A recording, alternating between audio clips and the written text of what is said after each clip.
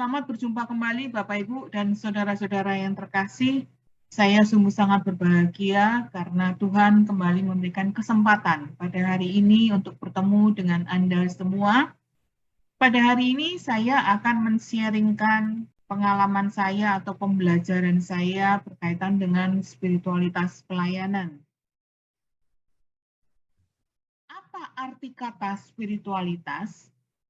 Spiritualitas berasal dari bahasa Latin sebagai kata kerja, yaitu kata spare, artinya adalah menghembus, meniup, atau mengalir. Sebagai kata benda, yaitu kata spiritus atau spirit, ya, artinya nafas atau angin yang mendorong dan menghidupkan. Nah, hal ini bisa kita artikan sebagai makna atau konotasinya sebagai udara atau hawa yang kita hirup, atau nafas hidup, atau nyawa, roh, hati, sikap, perasaan, kesadaran diri, kebesaran hati, atau keberanian. Ya, Bapak, Ibu, dan saudara-saudara yang terkasih. Nah, kalau kita satukan artinya, berarti spiritualitas pelayanan itu adalah semangat yang menjiwai dan mendorong hidup, mendorong hati, mendorong jiwa, mendorong perasaan, kesadaran, dan keberanian kita untuk melakukan pelayanan. Ya, Bapak, Ibu, dan saudara-saudara yang terkasih. Jadi ini adalah dasar yang membuat kita mampu atau memampukan kita untuk memberikan atau melakukan pelayanan, Bapak, Ibu, dan saudara-saudara yang terkasih. Jadi ini arti spiritualitas pelayanan. Ya. Jadi arti spiritualitas kita sudah melihat bahwa itu adalah semangat yang menjiwai seorang pelayan Tuhan.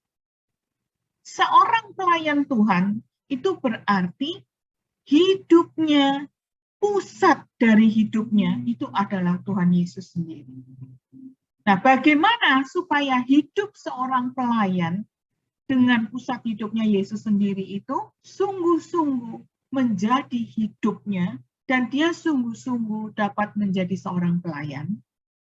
Saya mengandaikan kehidupan seorang pelayan Allah itu seperti roda yang kuat.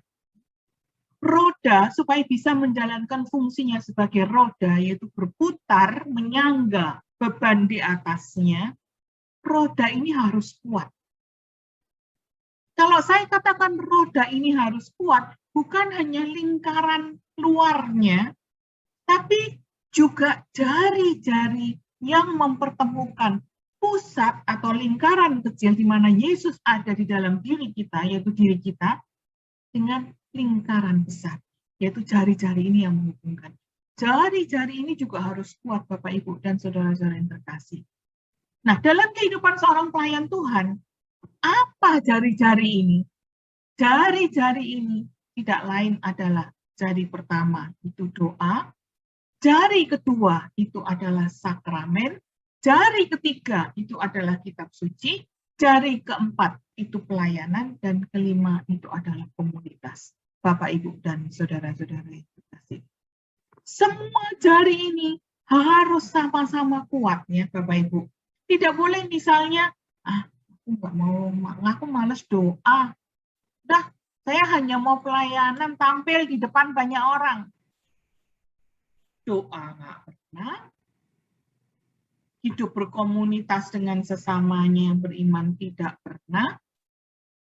Kitab suci juga tidak punya. Misalnya ya sekarang kitab suci bisa tidak punya ya Bapak Ibu ya. Kita bisa lihat secara online.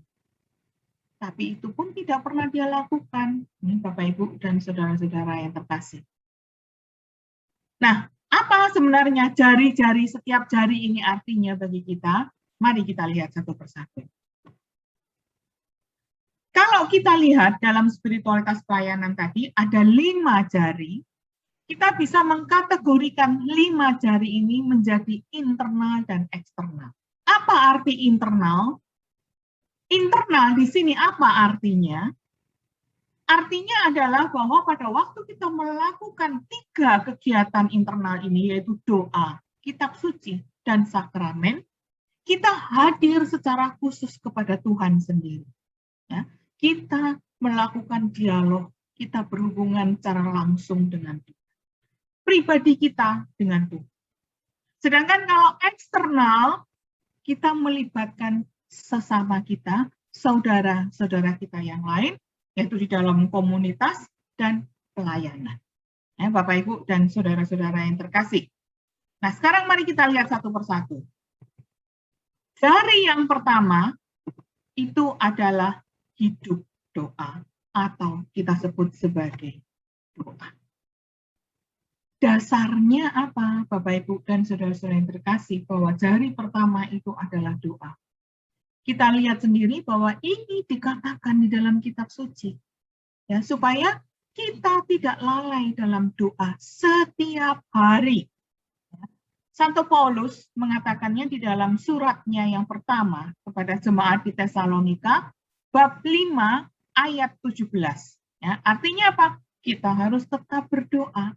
Dan ini adalah jati diri orang Kristen, jati diri pengikut Kristus. Kalau kita mau menjadi pelayan Tuhan, pelayan Kristus, ya kita harus menghidupi ini juga, melakukan doa ini setiap hari. Apa arti doa? Santa Teresa Avila menggambarkan doa itu adalah berusaha menjalin hubungan pribadi dengan Allah.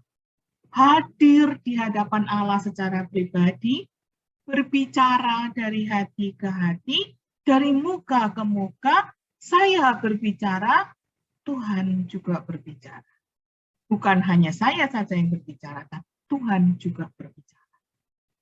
Apa tujuannya? Sampai Teresa Avila mengartikan doa seperti itu. Tujuannya adalah supaya kita bisa menjalin hubungan pribadi itu dengan Allah. Kalau hubungan pribadi itu bisa kita jalin kalau ada dialog. Bukan hanya monolog, saya yang berbicara dan Tuhan harus mendengar. Justru yang harus banyak diam itu kita, Bapak, Ibu, dan saudara-saudara yang terkasih. Karena apa? Tuhan itu, kalau misalnya kita berbicara dengan teman, berdialog, kita ngomong, mereka ngomong, kita dengan mudah bisa mendengar.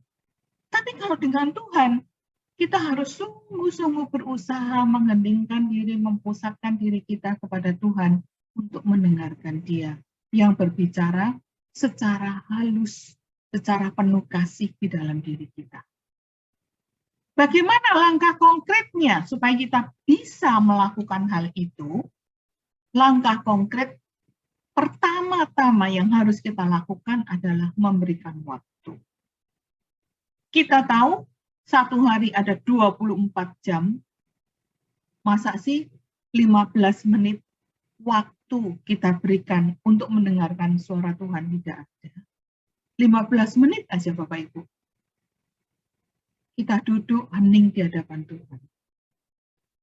Kalau kita sungguh-sungguh melakukan hal itu, kita akan dapat menjalin hubungan pribadi dengan Tuhan. Akhirnya apa, Bapak, Ibu? Waktu 15 menit itu akan kita rasakan kurang sekali. Ya, kurang sekali, Bapak, Ibu.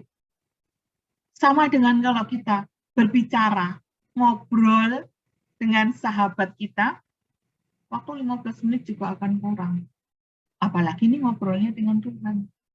Ya, Bapak, Ibu, dan saudara-saudara yang terkasih. Nah, kalau kita sudah berikan waktu kepada Tuhan, hal kedua yang harus kita ingat itu adalah apa? Yaitu komitmen, kesetiaan. Kalau kita sudah mau menyerahkan waktu kepada Tuhan 15 menit, taati waktu itu. Misalnya kita tentukan waktu yang paling bagus. Jangan kalau sudah misalnya sepanjang hari sudah kerja, capek, berikan waktu sebelum tidur. Itu bukannya doa ya, Bapak, Ibu, dan saudara-saudara yang terkasih. Tetapi doa dijadikan nina pupuk supaya cepat pulas. Ya, Bapak, Ibu, dan saudara-saudara terkasih. Tapi berusaha mencari waktu yang terbaik. Misalnya, Oke, harus berangkat kerja, jam 7 sudah harus di kantor.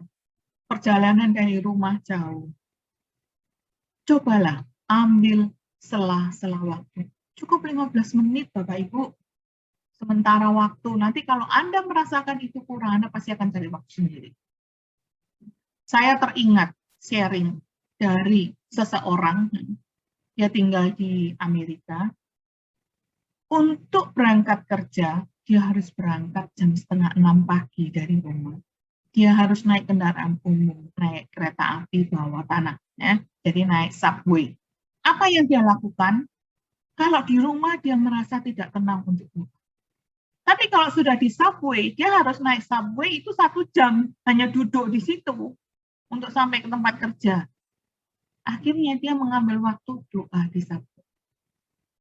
Waktu 1 jam di subway itu dia pakai untuk doa, dia pakai untuk bacaan kitab suci, dan sebagainya. Komitmen itu Bapak Ibu. Kesetiaan, setiap hari dia lakukan. Ya, Bapak Ibu dan saudara-saudara yang terkasih. Ini jari yang pertama. Ya. Jari yang kedua, seperti yang saya katakan tadi, itu adalah kitab suci. Apa sih sebenarnya kitab suci itu bagi kita? Banyak para ahli kitab suci yang mengatakan kitab suci itu tidak lain adalah surat cinta, Bapak Ibu. Surat cinta dan buku harian Tuhan di dalam mengungkapkan cintanya kepada manusia, kepada kita semua masing-masing. Kenapa saya katakan masing-masing? Karena setiap dari kita, kalau kita membaca kitab suci, kita akan disapa oleh Tuhan berdasarkan kondisi kita saat itu. Ya, kondisi masing-masing dari kita yang bisa berbeda-beda, tapi sabda ini sungguh-sungguh menyapa kita dalam kondisi yang khas buat kita masing-masing. Ya, Bapak, Ibu, dan saudara-saudara yang terkasih.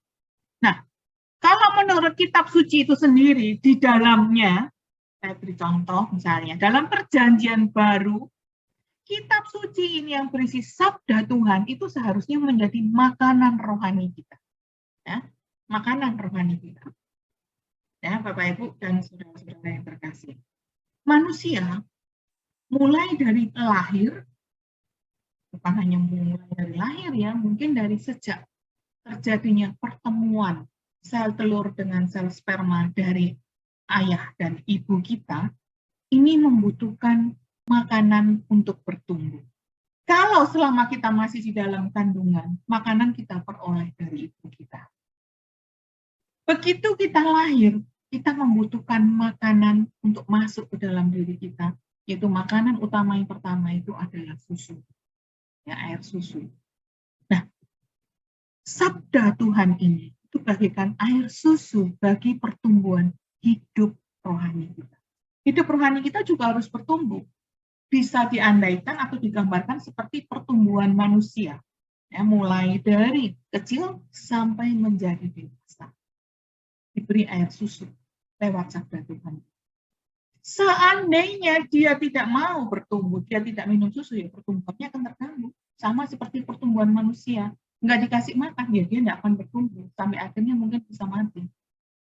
Ya, demikian juga dengan kehidupan rohani kita. Kemudian di dalam perjanjian lama itu dikatakan, Nabi Samuel mengatakan bahwa sabda Tuhan, sabda yang ada dalam kitab suci itu adalah suara Tuhan sendiri. Kita harus mendengarkan suara Tuhan itu. Bukan kemudian, peduli amatlah saya repot, saya capek.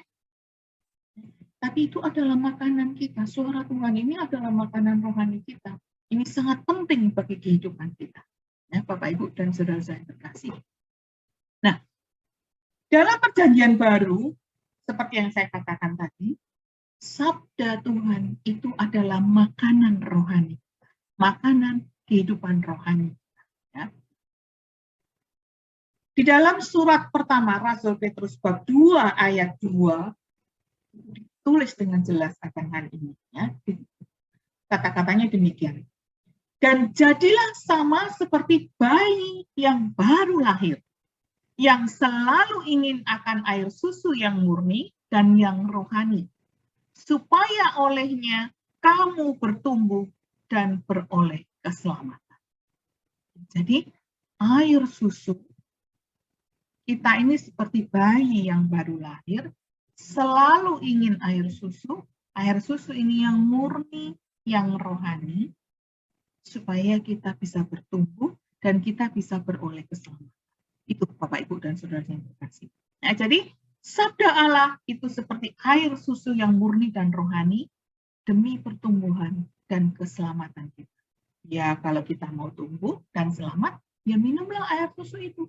Carilah air susu itu, yaitu sabda Tuhan itu sendiri. Ya, Bapak, Ibu, dan saudara yang terkasih. Nah, kemudian di dalam kitab Perjanjian Lama, di dalam kitab pertama Nabi Samuel bab 15 ayat 22 itu dikatakan, apakah Tuhan itu berkenan pada korban bakaran dan korban sembelihan sama seperti mendengarkan suara Tuhan? Sesungguhnya mendengarkan lebih baik daripada korban sembelihan. Memperhatikan lebih baik daripada lemak domba-domba. Jadi di sini Nabi Samuel menekankan pentingnya mendengarkan sabda Tuhan daripada segala korban persembahan. Karena peran dan buah dari sikap mendengar. Jadi kalau kita membaca sabda Tuhan, bukan hanya dibaca kalimatnya selesai. Tidak, kita baca dengan sikap yang mau mendengarkan Tuhan, engkau mau berbicara apa. Pada sharing yang lalu, pada waktu saya berbicara mengenai Lectio Divina, saya sudah menjelaskan bagaimana sikap mendengarkan, sikap menjadikan sabda Tuhan itu sungguh-sungguh sebagai suara Tuhan yang berbicara kepada kita, yang mau mengubah hidup kita. Bapak, Ibu, dan saudara yang terkasih, Anda dengan bebas bisa mengambil sharing saya itu di channel YouTube saya, silahkan dengan bebas untuk mendengarkan tentang Lectio Divina ini. Ya, Bapak, Ibu, dan saudara yang terkasih. Jadi ini penting sekali untuk mendengarkan sabda Tuhan. Persembahan bisa kita berikan kapan saja. Tapi hati yang mau mendengar itu sungguh-sungguh penting dan sungguh-sungguh membutuhkan usaha dari kita, dan itu akan sangat berbuah di dalam kehidupan kita. Ya, Bapak, Ibu, dan saudara-saudara yang terkasih. Nah, sekarang bagaimana langkah konkret yang bisa kita lakukan untuk menghidupkan jari-jari roda kitab suci ini, untuk menguatkan jari-jari roda kitab suci ini?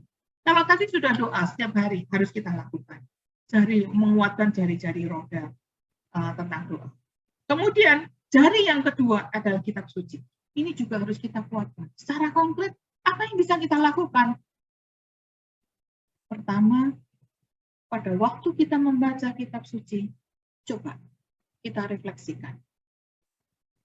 Kitab suci itu sungguh-sungguh menjadi kitab suci yang memberikan sabda Tuhan, atau fungsinya sama seperti kitab Madabakti, yang hanya kita bawa ke gereja, hanya dipakai kalau perlu. Ya, Bapak, Ibu, dan saudara-saudara yang terkasih.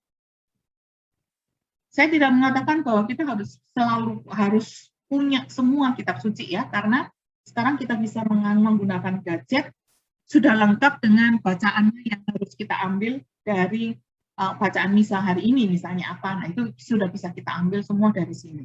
Ya. Tapi yang saya tekankan di sini, apakah kita baca? Ya, Bapak, Ibu.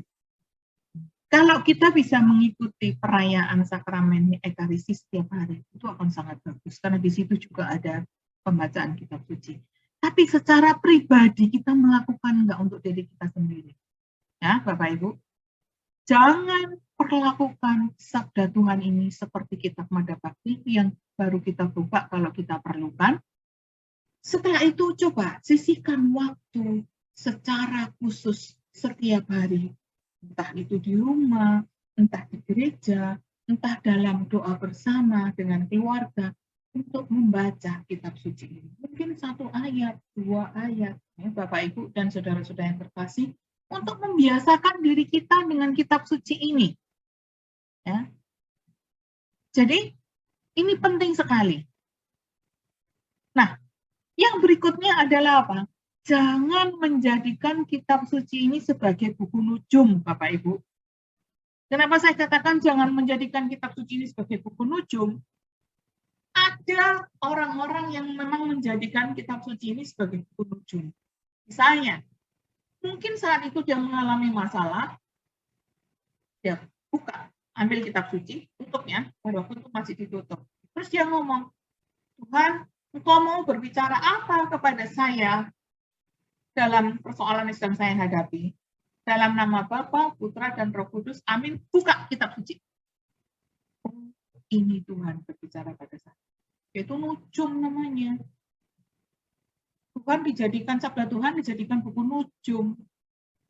Ya, jangan seperti itu Bapak Ibu. Nah, kalau kita sungguh-sungguh menjadikan kitab suci ini sebagai sabda Tuhan, kita membacanya, kita merenungkan untuk mengetahui Tuhan Engkau bersabda apa kepada saya, maka kita akan mengalami dengan sungguh-sungguh bagaimana Allah berbicara kepada kita melalui ayat-ayat yang kita baca. Kita akan mengalami hal itu Bapak Ibu dan saudara-saudara yang terkasih. Di dalam sharing saya tentang Lexio Divina, saya men-sharingkan bagaimana pengalaman saya membaca sabda Tuhan ini, dan Tuhan menunjukkan bahwa saya masih memiliki luka batin yang parah, yang dapat mempengaruhi kehidupan saya. Dan Tuhan mengajarkan kepada saya bagaimana saya harus menyembuhkan. Bapak, Ibu, dan saudara-saudara yang terkasih. Jadi inilah langkah konkret yang bisa kita gunakan untuk menghidupkan roda kitab suci. Nah, ada banyak hal lain juga yang bisa kita lakukan untuk melakukan pendalaman sabda Tuhan. Mempelajari sabda Tuhan, mengerti sabda Tuhan, ya, dan melalui kitab suci sebagai sabda Tuhan, atau kita belajar tentang ajaran-ajaran gereja, karena ajaran-ajaran gereja pasti berdasarkan kepada sabda Tuhan juga, kepada kitab suci juga, ya. Jadi kita bisa mempelajari sabda Tuhan ini lewat ajaran-ajaran gereja. Juga kita bisa mempelajari hal ini lewat ajaran dan teladan para kudus. Karena mereka juga sungguh-sungguh hidupnya berdasarkan pada sabda Tuhan. Sarana-sarana apa yang bisa kita pakai untuk mempelajari sabda Tuhan ini? Misalnya renungan harian juga bisa, ya. Kemudian buku-buku rohani itu banyak sekali, Bapak Ibu dan saudara-saudara yang terkasih. Buku Santo Santa dan sebagainya. Sampai sekarang, saya senang sekali membaca buku Santo Santa, buku Bible. Saya masuk dalam satu grup, dan ada satu bapak yang rajin setiap hari itu mengirimkan cerita Santo Santa yang dirayakan gereja pada hari itu. Itu menyenangkan sekali, Bapak Ibu. Dengan membaca kisah hidup mereka, itu memberikan semangat kepada saya, mengingatkan saya selalu semangat dan kasih saya untuk terus datang kepada Tuhan, berpegang hanya kepada Tuhan, ya Bapak Ibu dan saudara-saudara yang terkasih. Juga ada banyak majalah rohani yang bisa kita pakai untuk membangkitkan, untuk menghangatkan selalu iman dan cinta kita kepada Tuhan. Banyak sekali Bapak Ibu dan saudara-saudara yang terkasih. Nah, ini hanya sebagian saja contoh-contoh yang saya tunjukkan di sini, buku-buku yang bisa kita pakai. Nah, berikutnya itu adalah jari-jari ketiga tentang sakramen, ya Bapak Ibu dan saudara-saudara yang terkasih. Jadi setelah dimuliakan, setelah naik ke surga, Yesus itu tetap ingin berhubungan dengan kita, dengan manusia, dan terus-menerus berkontak dengan kita. Bukan hanya dengan para rasul, tapi dengan setiap umat manusia di sepanjang masa. Bagaimana caranya? Untuk itulah dia mengadakan sakramen-sakramen yang merupakan tanda yang kelihatan sehingga kita dapat berjumpa dengan Dia, Bapak Ibu dan saudara-saudara terkasih, lewat tanda itu. Kita sungguh-sungguh dapat berjumpa dengan Yesus melalui tanda-tanda itu. Bagaimana? Sakramen apa saja yang benar-benar akan membawa kita dalam perjumpaan dengan Tuhan? Mari kita lanjutkan dalam pertemuan kita yang berikutnya. Terima kasih. Sampai berjumpa kembali dalam pertemuan berikutnya.